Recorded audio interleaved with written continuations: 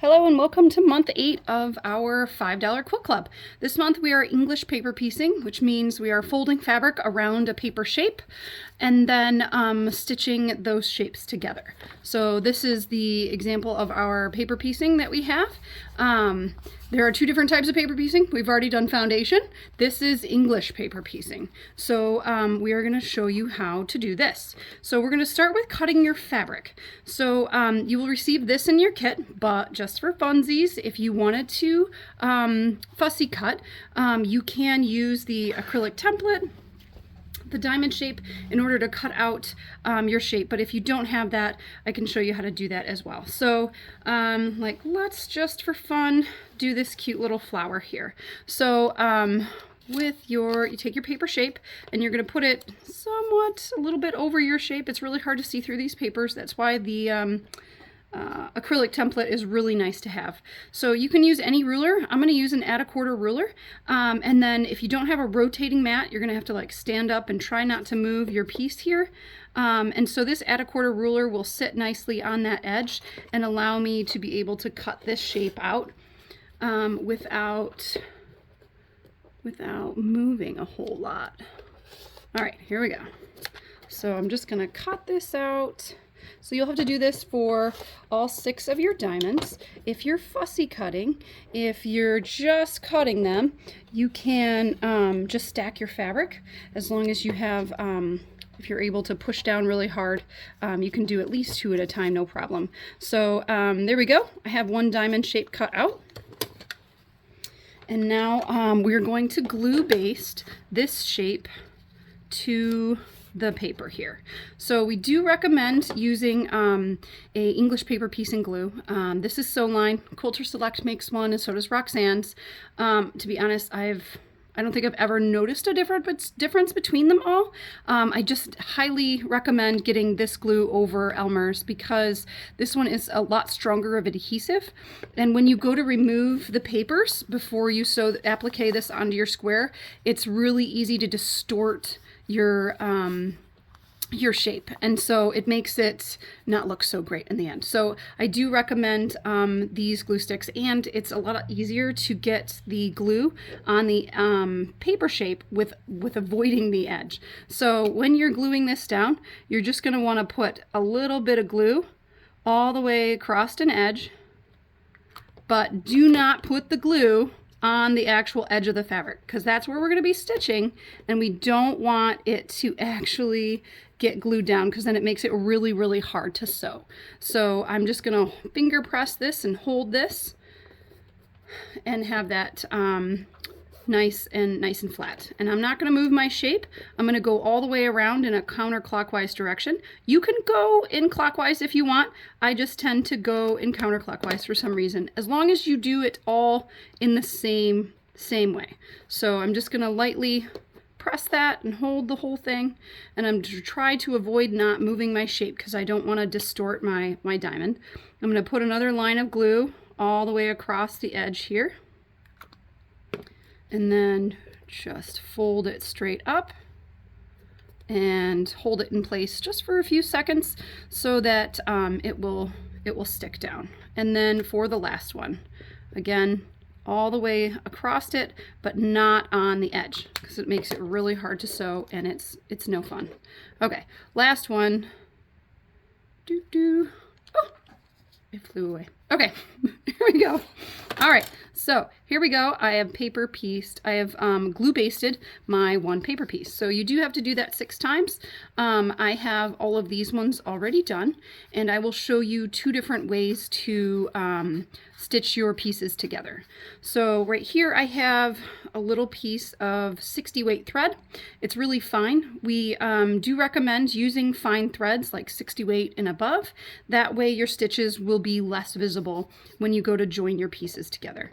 My favorite English paper piecing needles are these ones. They're Roxanne's number 9s. But if you have a hard time threading needles, these ones are super fun because you just take your thread and they're self-threading. So all you have to do is put them on like that, and then your needle is threaded. So there's like a little opening at the top, and you just click and push your thread through there, and it will thread your needle. So that's super convenient. Never want to have your thread longer than your arm. It's too easy to get tangled, but if you are noticing that it's getting tangled, we recommend thread gloss. And so you're just going to push your thread on there. These ones smell amazing. Smells like cotton candy. That one's my favorite. Okay, so now this thread gloss will help prevent the thread from tangling and knotting and making all the sewing not so fun. And these ones have the added benefit of having a very happy smell to them. So it's like aromatherapy when you're stitching them together. Okay, so we have two ways that we can stitch these together. We can do the flat whip stitch, flat back whip stitch. So you're gonna have the pieces together like this, or you can do the traditional one where you fold them together and then stitch this way all the way across. So we're gonna start with the traditional method, and I like to use sew tights, which are just these little magnets that will hold your pieces together. So let's see, which two do I want to put together? I think this one's my favorite. So I think I'm going to go with the safety pin and the key because they're cute. Okay, so I'm just going to fold them together like this, just like always, right sides together. And then I'm going to position these, and I'm going to make sure that when I'm sewing these and when I'm folding all the fabric around the shapes, that all of your little tags are all going to go in the same direction, so that when you go to join them, when they all come together, you're not going to have any of these being in the way. They'll all be nested like this and make a little pinwheel.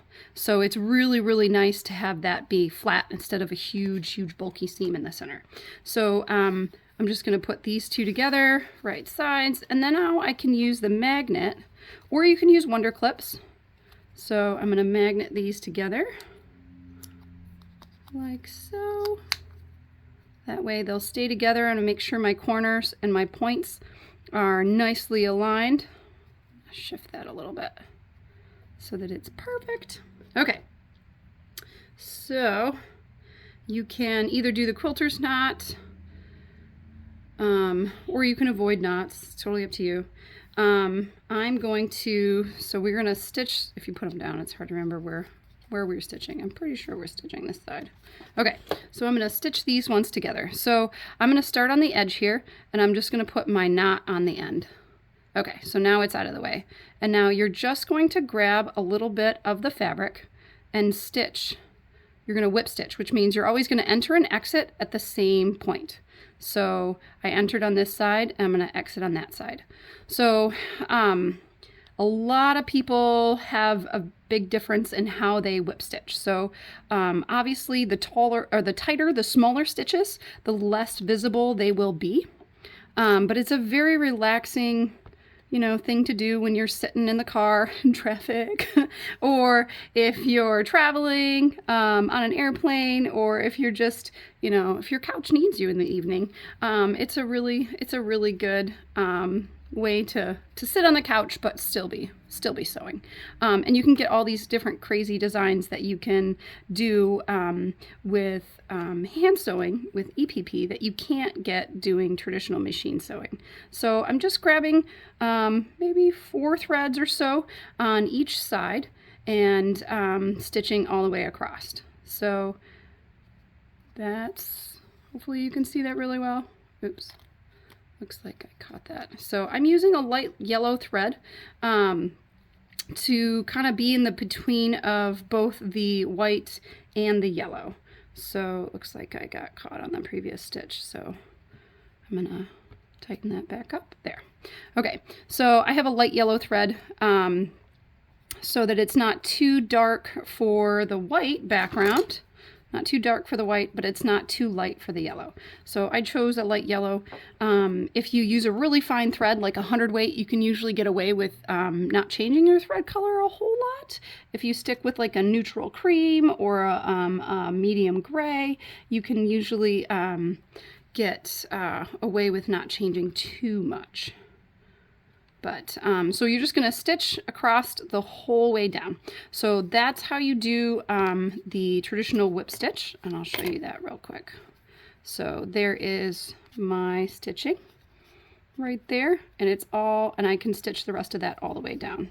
So now I'm going to show you, oh, my needle stuck to it. Now I'm going to show you how to do the flat backed whip stitch. I'm just going to pull that thread out because it's a self-threading needle. So now I'm going to do the thimble because it's super cute, and the pretty star. So I'm going to make sure that, hold on, I'm going to make sure that all of my pieces, the points are going to go in the same direction. So I want to make sure that I'm not sewing them. I want to make sure all these little tags are all going to go in the same direction.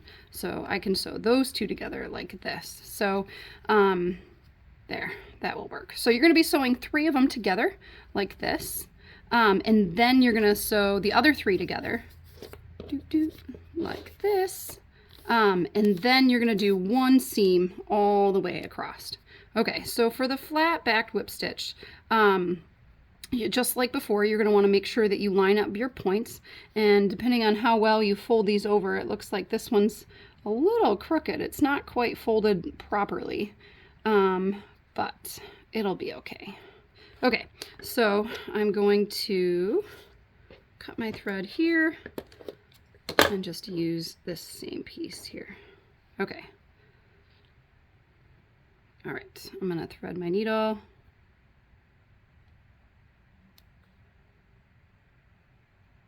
All right, I'm going to put a knot in and get started. Just twist it around the end 3 times, 4 times, and then pull it all the way end and get a knot in there. That's my favorite way of doing it. It's so magical and fun. It's just so fun. Okay, so now for the flat whip stitch. So you can see all my little fold over bits here, but they are kind of in the way, and so you can just kind of peel them out of the way. But for fun, I'm going to start from this edge so that you can see a little bit better of what I'm doing. So I'm just going to put my needle in this one to get my knot out of the way. Okay, so now I'm going to hold these together. I do recommend using painter's tape on that side, on the front side, so that it's a lot easier to hold them together, because it can be kind of strenuous on your hand trying to hold these pieces in place while you stitch. So these ones are a lot less visible when you do the flat back whip stitch.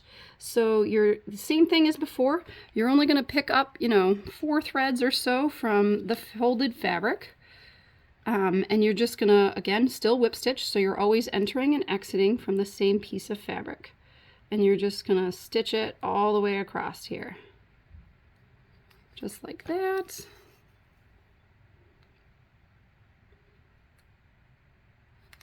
So hopefully you can see my little stitches. The tighter they are, the less visible they'll be.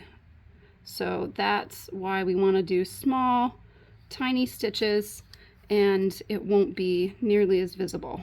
It'll look like it's together by magic, but we know how much work it took to put them together. Okay, so there's my next stitch.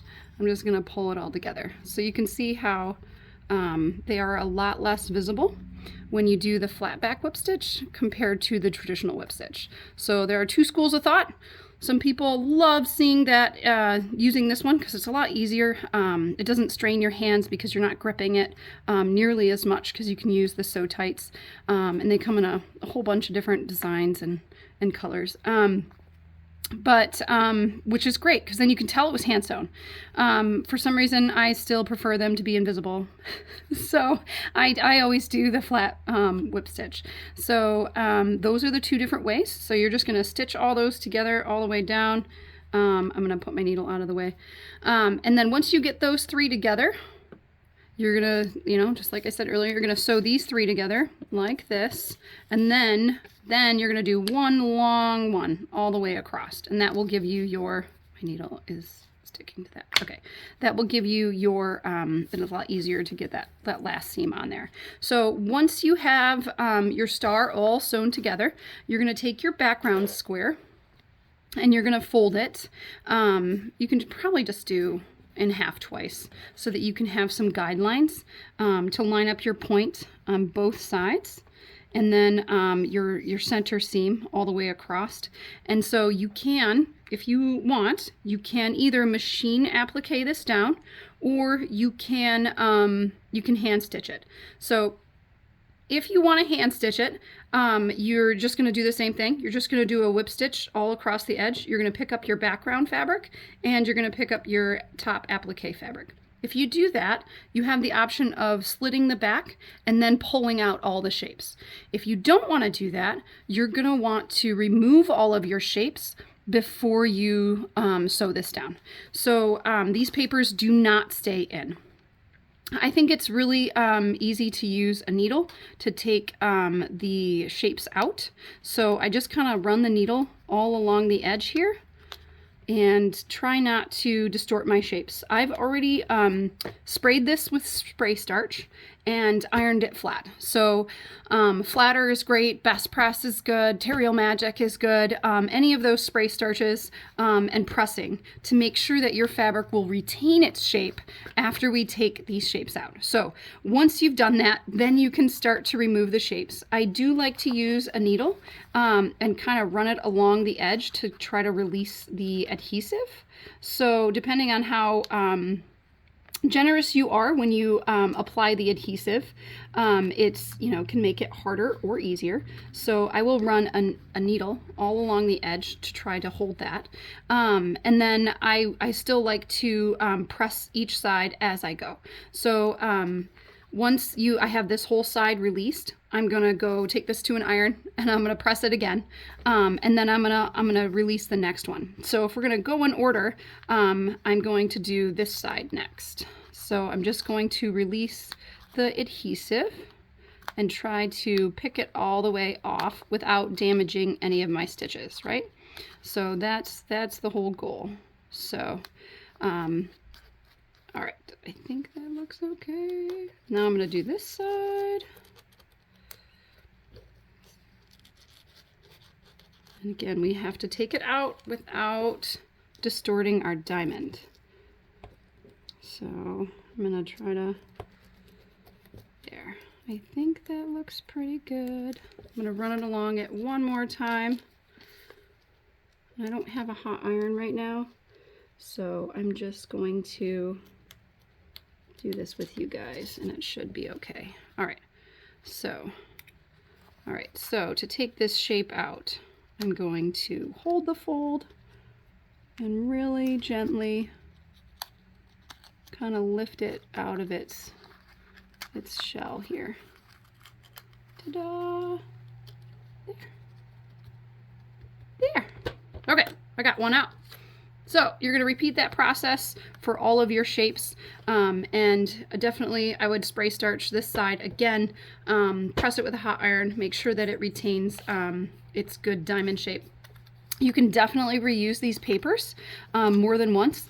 I think some people have used them like 4 times. Paperpieces.com has a million different shapes for you to choose from. It's really, really fun to get into the world of EPP.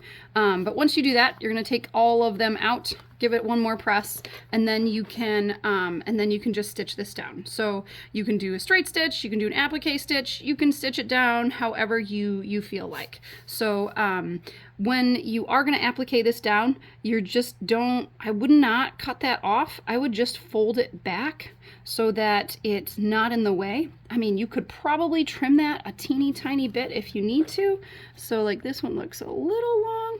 So I'm just going to trim about that much off of it, and then I would just fold it back like that. And then I would, you can just grab a tiny bit of glue and glue that in place. If you cut that off, it will cause your fabric to fray way too much. So I would just fold it back like that so that it stays nice and pointy and doesn't have this, gross little tag at the top. So that is a very, very simple, basic intro to EPP. If you guys have any questions, make sure you give us a call, send us an email, send us a text. We're always happy to help you. Paperpieces.com has amazing tutorials. There's also, 1,000 more available on the internet. If you guys have any questions, make sure you let us know, and we're glad to help. Letting you know that in September, we're getting ready to cut our setting kits for these for the finishing kit. That that will be available for pre-order. You pay in advance the whole amount for the setting kit, and then you can get it in December. So you, if you'd like to order one, start thinking about it and let us know in October, and we will cut one for you, put your name on it, and it will be all yours, so that you can make the quilt as we have. But it's optional. You don't have to. The pattern will be available for purchase if you don't want to get the setting kit. So I think that's all the announcements. Have fun hand sewing, and we'll see you next month.